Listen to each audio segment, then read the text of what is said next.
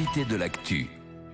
Il est 7h42 sur RMC et RMC Découverte. Tout de suite, notre invité, c'est Jean-Baptiste Djebbari. Merci d'être avec nous. Vous êtes le ministre délégué au transport. Vous répondrez d'ailleurs aux questions de tous ceux qui nous écoutent. À 8h10, vous pourrez interroger directement le ministre des Transports. Vos questions, bien sûr, au 32-16. Ce sera face aux auditeurs. Mais tout de suite, cette question, plus de 2500 voyageurs, véritablement des naufragés cette nuit dans les TGV du Sud-Ouest. Certains y sont encore à l'heure où on se parle. Ils ont passé la nuit dans des TGV bloqués. Qu'est-ce qui s'est passé ? Bonjour à vous. Donc, ministre aussi des avaries en TGV. Voilà. Ça arrive. Et effectivement, c'est un peu la loi des séries. Parce que hier, vous avez eu un premier train qui s'est engagé et qui a eu un problème électrique, pour le dire simplement, autour de Dax. Nous avons donc utilisé la voie de secours et un deuxième train a eu un autre problème sur la voie de secours, ce qui a effectivement entraîné la situation que vous dites, avec des passagers qui ont dû être ramenés à Hendaye, puis acheminés via Bordeaux. Et puis la SNCF qui a évidemment réagi pour essayer de rendre les conditions de transport les plus efficaces et les plus confortables possibles, en distribuant évidemment de l'eau, des plateaux repas, en distribuant 4000 masques aussi, pour pouvoir évidemment assurer la sécurité sanitaire, et qui remboursera, à titre exceptionnel, les billets à hauteur de 300% de leur prix.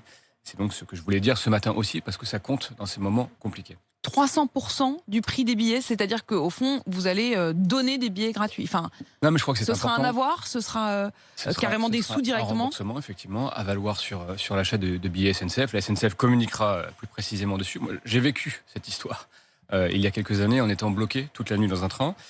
C'est particulièrement désagréable et par ailleurs, on est dans une circonstance que vous connaissez, de rentrer, avec peut-être parfois aussi un peu de stress supplémentaire à l'idée de ne pas arriver à l'heure au travail ou d'être avec ses enfants bloqués pendant une nuit dans des conditions compliquées. Donc il fallait être à la hauteur de l'inconfort, disons-le comme ça. 300% donc de remboursement du prix des billets. Peu d'informations, c'est ce qui ressort visiblement de ce qu'ont vécu tous ces naufragés des TGV. Peu d'informations, pas de bouteilles d'eau, coincées. Et évidemment, dans des conditions, vous évoquiez la rentrée, des trains bondés. Et dans le cadre du coronavirus, on se dit que c'est quand même assez lunaire d'imaginer que d'un côté, on nous dit qu'il faut être extrêmement prudent, garder ses distances de sécurité, les gestes barrières. Et en même temps, on a là 2500 passagers qui sont enfermés dans des trains sans ouverture, les uns sur les autres. Alors, parfois, les trains ont été à quai. Évidemment, de l'eau a été distribuée. Vous savez qu'il y a de l'eau, en général, en surabondance dans les trains. Donc, de l'eau a été distribuée. Des paniers repas ont été distribués. Des masques, je l'ai dit, notamment pour rafraîchir les masques. 4000 masques ont été distribués.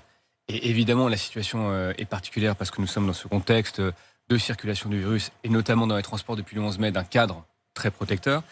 Mais oui, ce ne sont jamais des moments qui sont faciles à vivre dans le contexte particulier, d'où l'action exceptionnelle de la SNCF, notamment s'agissant du remboursement. Donc remboursement à 300%, encore un mot là-dessus, pour savoir ce qu'il en sera de la suite. Est-ce que le trafic va reprendre ? À quel moment ? Mardi matin, ceux qui sont encore bloqués à Bayonne vont-ils pouvoir rentrer à Paris ? Tout le monde va être évidemment acheminé aux frais de la SNCF, et la SNCF a déjà commencé, nous l'avons dit, à rapatrier des passagers via Bordeaux. Les voies, en l'état des connaissances aujourd'hui, pourraient rouvrir mardi matin, mais les travaux qui sont à faire sont assez conséquents. Hein. On a plus de 60 km de voies principales qui ont été endommagées, notamment au niveau des caténaires. Donc nous allons regarder tout ça très, très, très lucidement ce matin.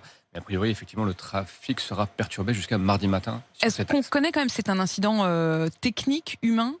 C'est un incident technique, matériel, qui a effectivement endommagé la caténaire, qui nécessitera des travaux assez lourds, puisque vous savez que notamment ce sont des travaux, en tout cas les caténaires qui supportent de très hauts voltages.